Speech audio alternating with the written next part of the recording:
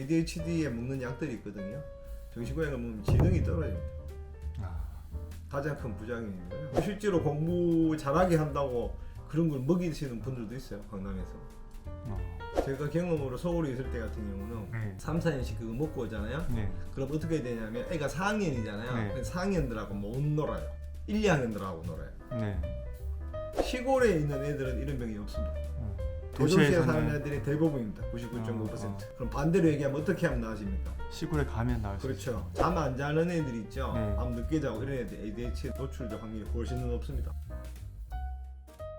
이제 덜 춥죠? 예, 이제 좀 봄이 온 것 같습니다. 네, 근데 이제 봄이 왔는데 제 주변에 이제 그 아이들을 키우는데 ADHD 때문에 좀 고생하시는 부모들이 굉장히 많더라고요. 많죠, 요즘요. 치료도 잘 안 되고.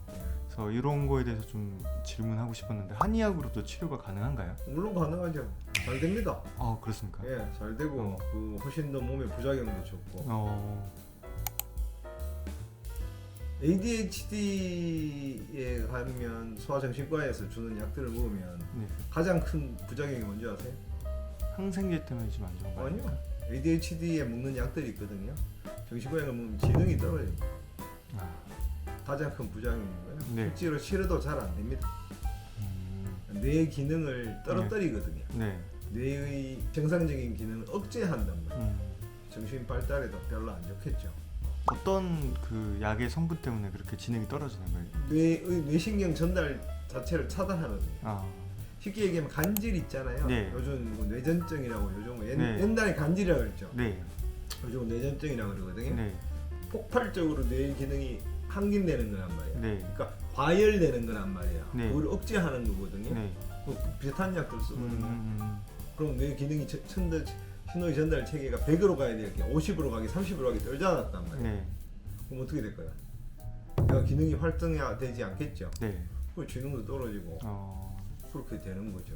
공부가 필요한 학생들한테는 되게 쥐약이네요. 그렇죠. 실제로 공부 잘하게 한다고 그런 걸 먹이시는 분들도 있어요, 강남에서. 근데 더 안 되죠. 기능이 떨어집니다. 어릴 때부터 먹었던 애들은 더 떨어집니다. 제 경험으로 봤을 때. ADHD가 우리말로 뭔지 혹시 아시나요? 불안 증후군? 아닙니까?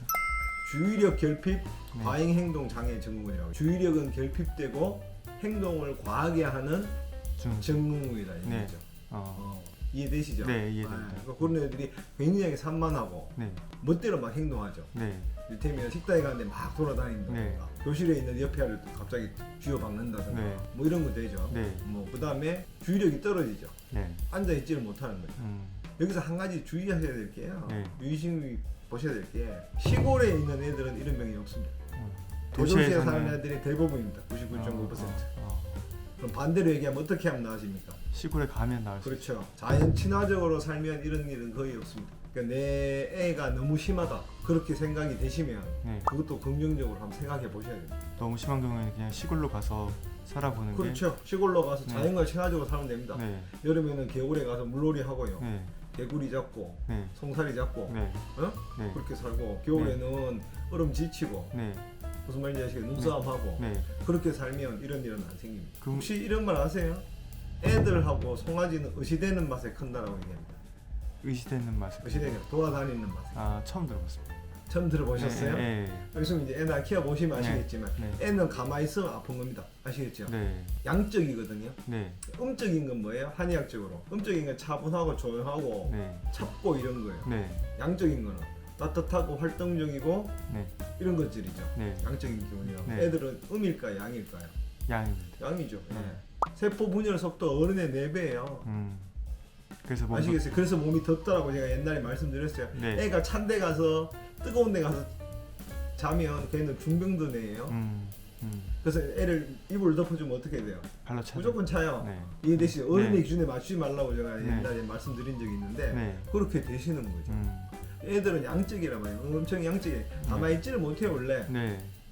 근데 ADHD는 왜 생기냐면 그렇게 활동적이고 넘치는 에너지를 분산을 할 데가 없는 거예요. 그러니까 우리 애가 ADHD 증후군이 있다. 그러니까 심하다고 생각되시면 생각을 해보세요. 적극적으로. 그게 최소한 안 되시면 1년에 반이라도 가져보세요. 계셔보세요.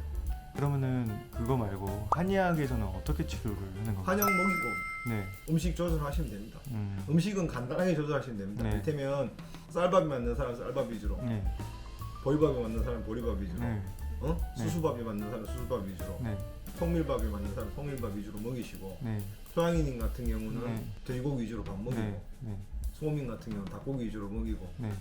태연인 같은 경우는 소고기, 양고기 위주로 먹이고, 어. 그렇게 그 정도 단계로 하시고, 네.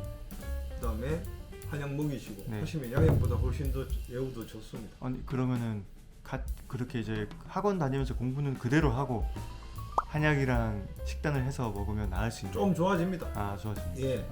지능 떨어지는 것도 훨씬 낫습니다. 아. 제가 경험으로 서울에 있을 때 같은 경우는 네.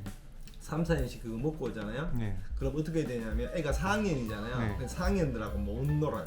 1, 2학년들하고 놀아요. 네. 거기가 위축돼요. 네. 대화에도 끼지 못하고. 네. ADHD 애가 있는 분들은 제 얘기 공감하실 거예요. 아.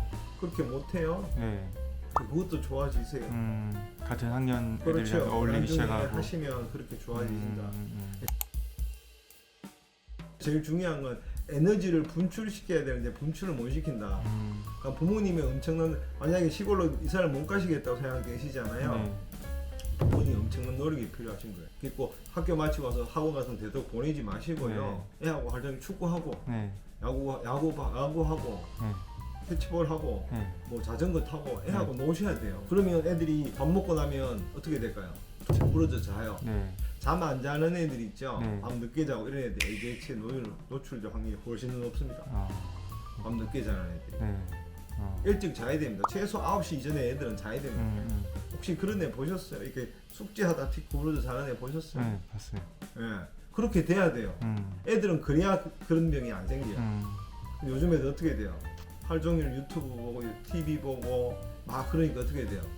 10시, 12시, 1시 이렇게 엄마하고 아빠하고 똑같이 자요. 네. 근데 안 되시는 거예요. 그런 집은 TV도 없으셔야 돼요, 사실. 부모님들도 핸드폰 사용 자제하시고 컴퓨터 사용하시면 되도록 자제하셔야 돼요. 그러니까 한의원에 오시면 네. 뭐 저 병원 안에 어디 가시더라도 네. 한약 드시고 네. 치료 기간은 한 6개월 정도는 걸리세요. 그 다른 질병보다는 길게 예. 걸리네요. 정신과적인 질환이니까. 그건 뭐 우울증도 마찬가지고 네. 마찬가지세요. 네. 오래 걸리는데 계속해서 약 드시는 건 아니고요. 네.